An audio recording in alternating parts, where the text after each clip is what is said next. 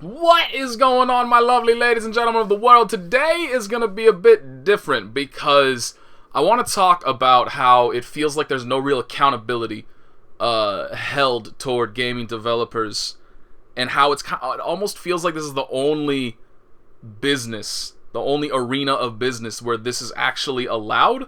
But the weirdness here is that I don't have any overarching point that I can, conclude at. I don't have any solution aside from these motherfuckers need to pull their heads out of their asses. Like that's all that I got. So it's a little strange to be speaking about this and knowing that I'm just going to be speaking about this, but I don't really have anywhere to go with it. It's very strange. But so I wanted to start off with, obviously, the most recent event is Arc System Works and their patch, their Central Fiction 2.0 patch, and then their subsequent patch for the Asian-only regions, which has just mucked everything up. Now, I'm not going to talk that much about it, but this was kind of the catalyst that made me think about doing this, and then I saw an interview by Sony regarding the Vita afterwards that was like, okay, yeah, let's talk about this. So firstly, Arc System Works. If you're not aware, I don't know why you would not be. The Central Fiction 2.0 patch just did something to really muck up online. I have been seeing error messages that I've never seen before. Lobbies have been forcefully closed. The actual network stability has been at an all-time low. It's borderline unplayable at this point. Like, they really screwed something up. I don't know what happened, but something happened, and everybody's feeling it, and it's really, really hurting the population and, the drive for people to actually stick around and play the game. And so then they released a patch in the Asian regions, only the Asian regions. So if you do not have a version of the game that originates from that region, you did not get a patch. Now the problem is the game doesn't know what to do with that information when it tries to connect to people who are on different patches. So if you try to connect up with somebody who does have an Asian region version of the game and you yourself do not, the game basically just crashes. It just shits itself, doesn't know what to do, keels over, dies. That's the end of it. And this is the result of a lot of lobbies getting forcefully closed, or the game just disconnects you from the online services. Huge amounts of problems have occurred thanks to releasing this patch in only one region. And so this is where the accountability thing comes in. I have not seen any hints, anything whatsoever that speaks toward Arc System Works being aware of this problem, caring about this problem, and working toward a fix for this problem. And it actually kind of blows my mind. I wonder if anybody has actually tried to contact Sony about it. Anyway, I don't want to get too far into that because I haven't thought about it beforehand. That just kind of popped into my head right now. But these two latest patches that they've released have actively detracted from the game and made it almost unplayable. And yet, for all we know, this is how BlazBlue's going to be until they come out with a new version of it, which won't even be until after BlazBlue Cross Tag Battle. And then you hit the point where it's like, well, shit. If this is what Team Blue has devolved to, do I really want to support BlazBlue Cross Tag Battle? What's going to happen to that game? Because then you think about it, one of my biggest problems with BlazBlue since Chrono Phantasm has been that the game will not display the network connections correctly. It just doesn't do it. And actually, it's from Extend, but whatever. It just does not display when you go into the online lobbies, the big, 32-person arcade-ish lobbies. It will not display proper connections to the majority of people, and you have to sit there for 5 minutes for it to start actually showing you real connections. And yet, that is still how it's been. It's been years since this error first popped up, since everybody's aware of it, and yet it has gone completely unfixed, completely ignored. And now they're going on and making the game worse. And so where's the trust now? Why should we as consumers believe that you're going to do right by us in the next version of the game if you can't even be fucked to ensure that your current games work properly, right? And so that's one set of accountability, is when somebody just completely fucks up and you just completely ignore it. And it just goes ignored. And honestly, it's probably going to be just perfectly fine, because I'm pretty sure the hype for BlazBlue Cross Tag Battle is huge. Obviously, the hype for Dragon Ball FighterZ is enormous. Now, granted, that's being worked on by Team Red, who I may remind you, had the same problem initially with Guilty Gear. And they fixed it. They patched it very quickly, and they made sure that it didn't happen and it never popped up again. So, I don't know what's going on between Team Red and Team Blue, where one company actually seems to give a shit and the other one could not care less. But something needs to be done about that. So that's, kind of issue number one in regard to what some video game companies do. The second one are the people who actively seek outside influence for excuses for why something happened. So this is where the Sony interview comes in. I believe it was an interview from Tokyo Game Show with some Sony executive where the interviewer basically asked, is there any possibility whatsoever that we're going to see a Sony Vita 2? I really enjoyed the Vita. I think that it had a lot of potential, but unfortunately it was bogged down by various issues. And if those issues were solved, I think you have a real, monster of a unit on your hands. You can really... Don't take anything... That could have stated that better, moving forward. It could be a huge success, a smashing success, if those problems were fixed. And so the executive basically responded with, there's really no plans in the pipeline right now because although we feel like we had something great on our hands with the Sony Vita, the smartphone market is just too strong. It got overwhelmed by that, and that's just how it is. We don't think as a whole that there is room in this current state of the world, in the current state of gaming, for a portable system to succeed because of the smartphone market.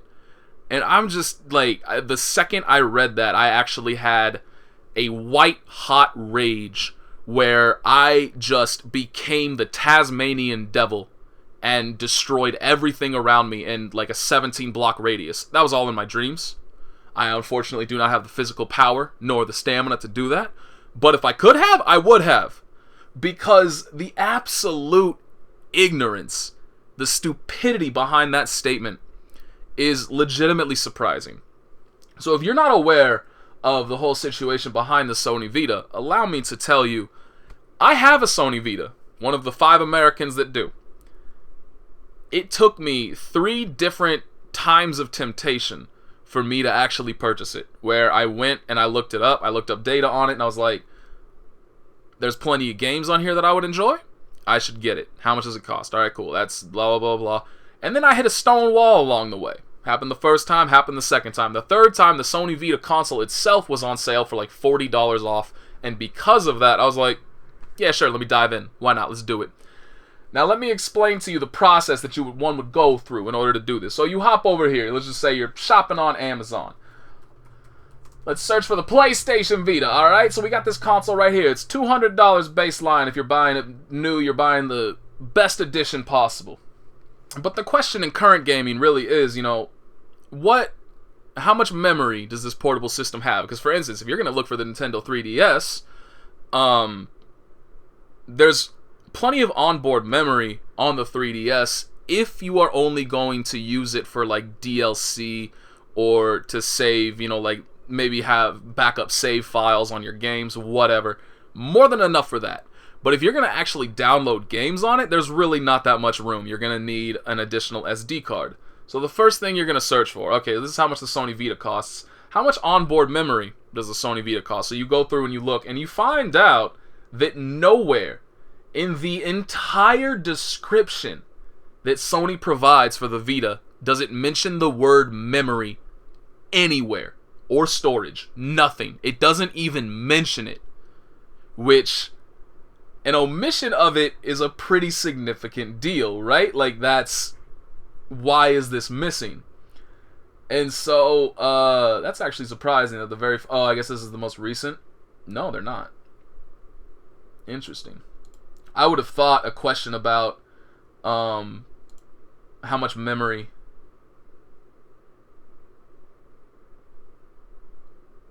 yeah, I guess there isn't... that's actually very surprising that one of the highest rated questions is not, is their memory. And like how much is it? So anyway, if you go to Google, I've done this all before. I didn't look at this part though. You go to Google and you look up how much memory does the PlayStation Vita have natively. And you find out it doesn't have any for games. It has stuff for system updates and things like that, but it's only put aside for that. You need an SD card if you want to play games on it. Or if, at the very least, if you want to actually save those games. So, you go and you look up, okay, well, how much do SD cards cost, right?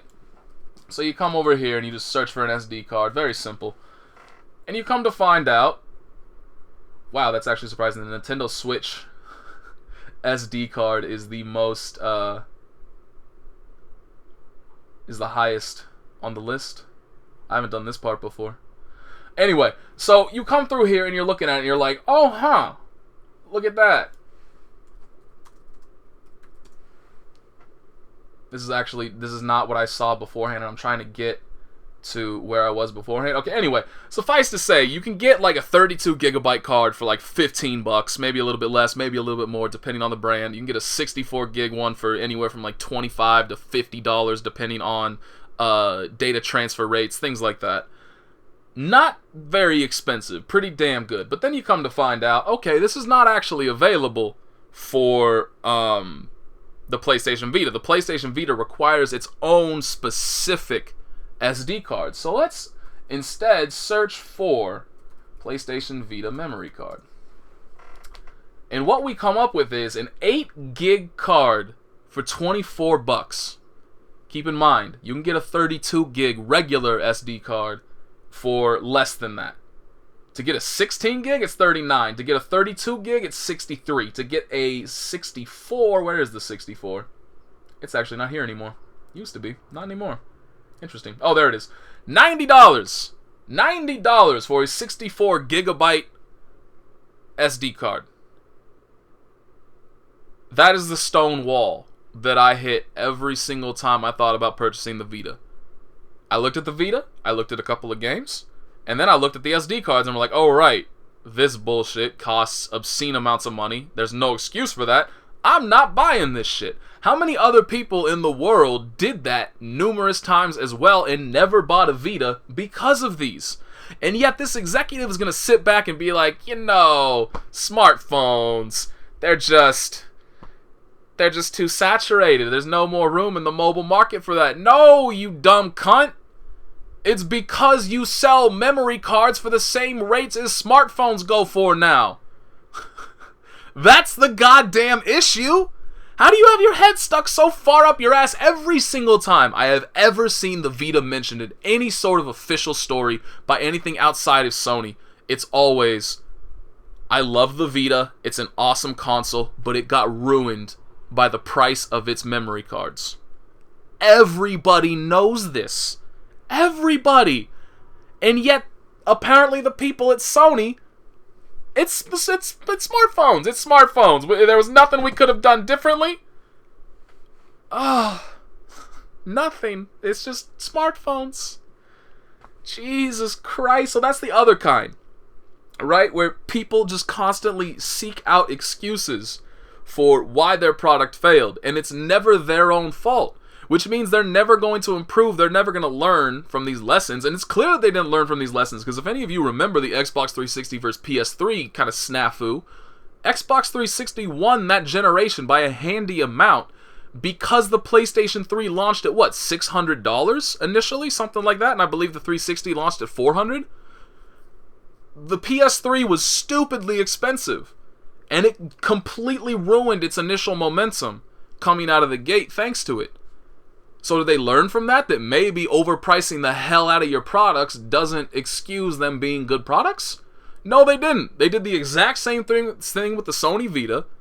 And then they do that, and when asked why the Vita crashed and burned, smartphones.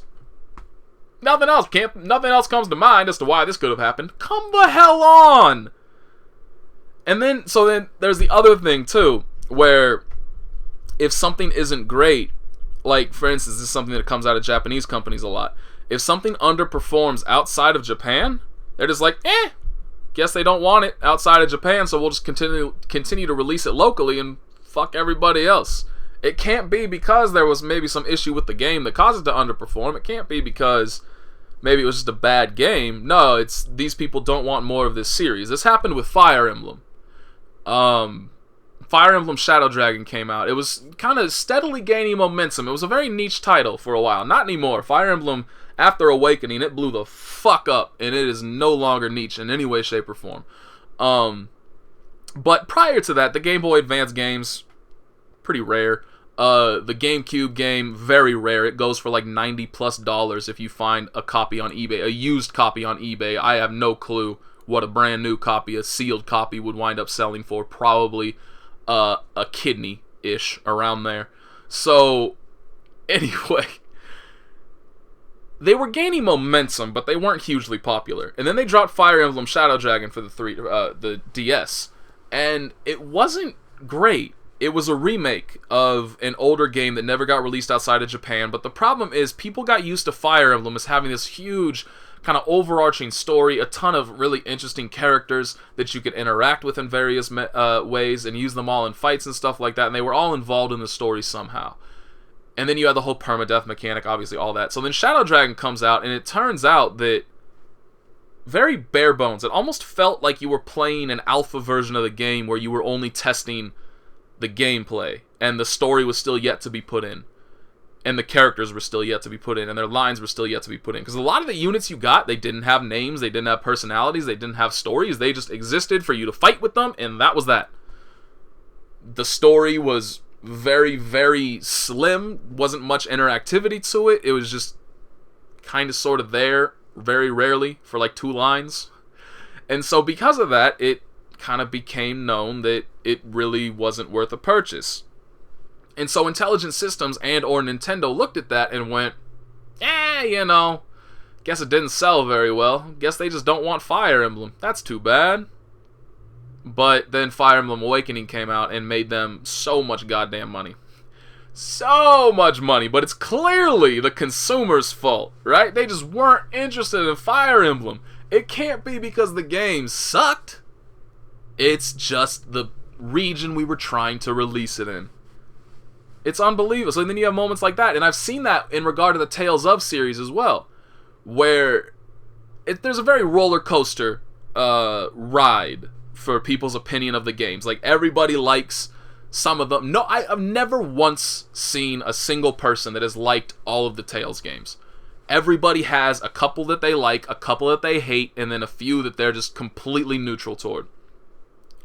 And so because of this, there's a lot of discussion about, like, is this game, these are the games that I enjoy in the Tales of series, should I actually buy this?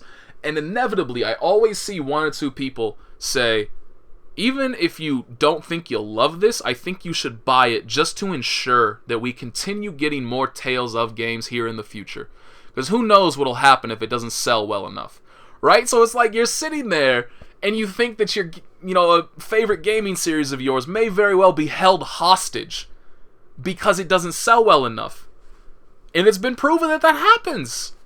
And it's just insane that this is something that people get away from, and that people can have the mentality of those people that's just like, you're probably not even going to play this, you're probably not even going to like it, but just buy it so that, if one comes out in the future you will like, it comes out in the region you're in.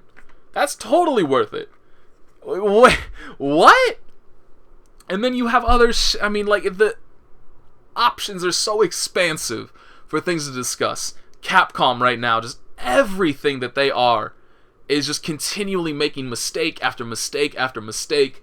They are making insane PR issues. Like, the shit they say in interviews is amazingly bad. I have no idea who is telling them the kind of things that they should be saying, how they should respond to questions, but they need somebody different, because it's not fucking working for them. And we're going to find out what really is going to happen after Marvel vs. Capcom Infinite, because it very, very much hinges on how well it sold in the United States. Because it flopped in Japan, it flopped in the UK. Pokken outsold it in both regions. I just wanted to throw that out there. It's, yeah.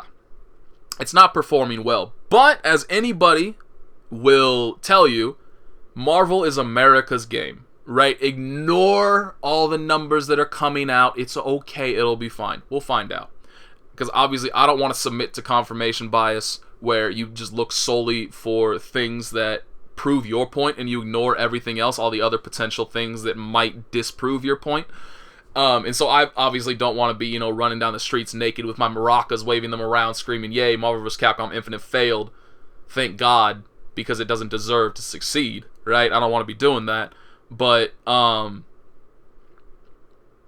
don't know. We'll find out. And we'll find out if they actually learn anything from it. Because the thing is like, you start with Street Fighter V.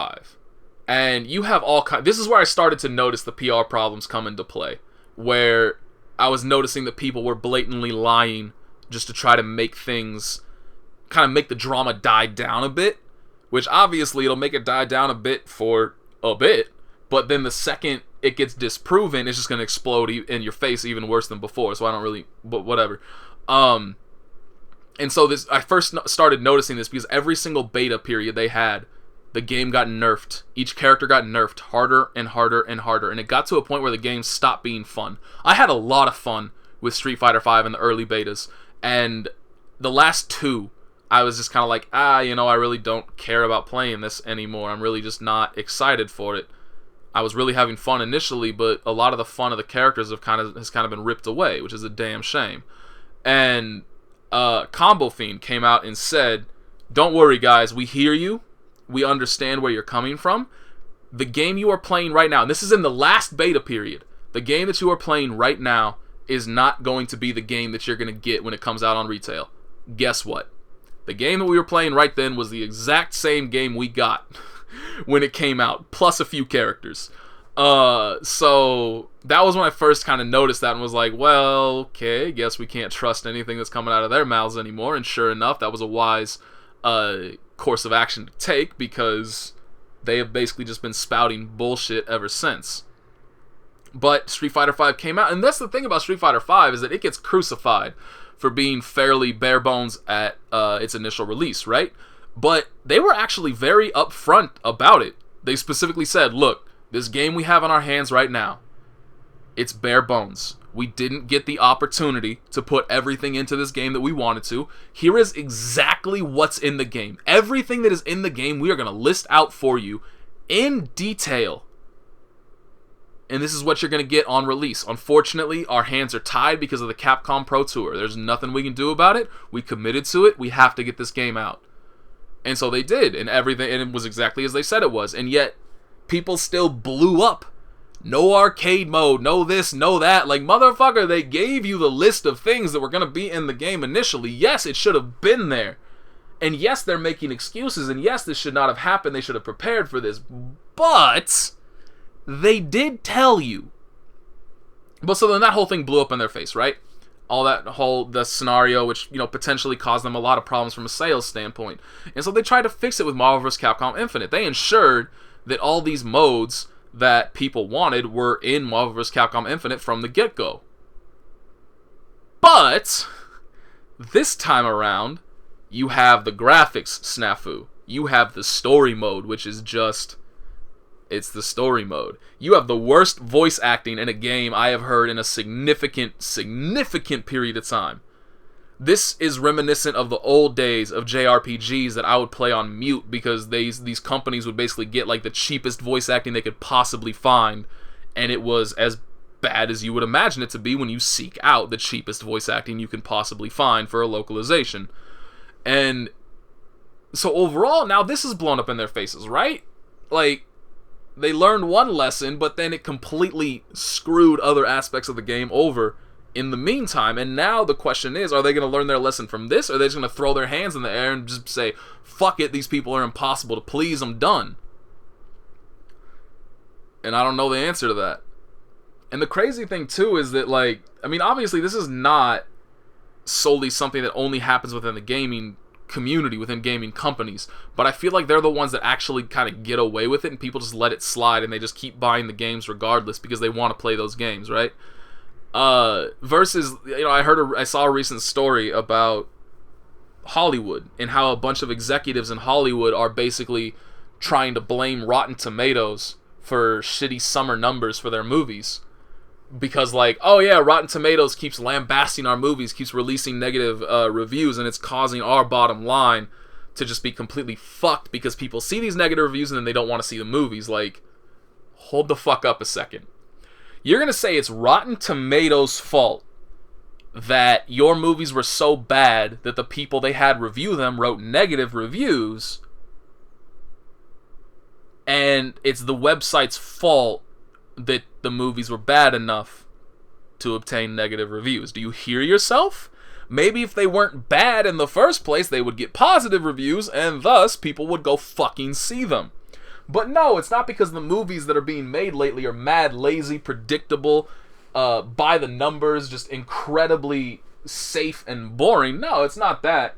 It's because some trolls on the internet are writing negative reviews, clearly. That's the only reason why people aren't going to see movies anymore. Are you kidding me? I just cannot fathom how people get their heads stuck so far up their own asses. It makes no sense to me. And so, like, this is just the world we live in now. And that's another big problem, is the fact that it's like, because I would love to be sitting here right now playing Marvel vs. Capcom Infinite. I would love to. I'm not going to lie. I will not pretend like I hate the game, because I don't. I played the story demo. I thought the gameplay showed a lot of promise. I didn't get to delve too deeply into it for various reasons. Obviously, one of them being that the enemies in that demo were made of paper, and they got ripped apart in like 5 hits, so it was almost impossible to try out real combos, real setups, all that kind of stuff. But there was a lot of potential, and I would be greatly enjoying it right now. But there's a point where you have to ask yourself where your principles lie and whether or not you're willing to actually stand up for them, or whether or not you're just going to say, I don't care. I'm going to play it anyway. I'm going to give them my money anyway. It doesn't matter to me. It's up to you. It's, you know, your personal decision. But the people that will do the latter are far, far more prevalent than the people that will do the former. Now, granted, you also have to treat it with the perspective that some people just don't care, right? Like, some people do not give a single shit about voice acting. They don't care how bad it is. Some people don't give a shit about graphics. They don't care how bad they are. So, like, for instance, BlazBlue Central Fiction, huge issue over the fact that it did not receive a localization. I couldn't give 2 fucks. But there were people that would refuse to buy the game because of the lack of a localization, of a true dub. But I was not included in them. So I can't hate somebody just because they bought the game, because maybe they just don't care at all. But I can definitely hate the people who are like, oh yeah, no, this game looks like a piece of shit, it's not even worth purchasing, totally not worth $60. I bought it anyway. Anywho, that's about all I got. That's a lot of negativity, but I feel like it's just been a bunch of negativity surrounding fighting games lately. Like, the one shining star of hope is Dragon Ball FighterZ. But there's even negativity surrounding that. I didn't get no beta code, man! Shit, now I can't buy Dragon Ball FighterZ. Gotta protest that. Anyway, thank you all very much for listening. Hope you all have a wonderful day. And I'll see you next time. Peace.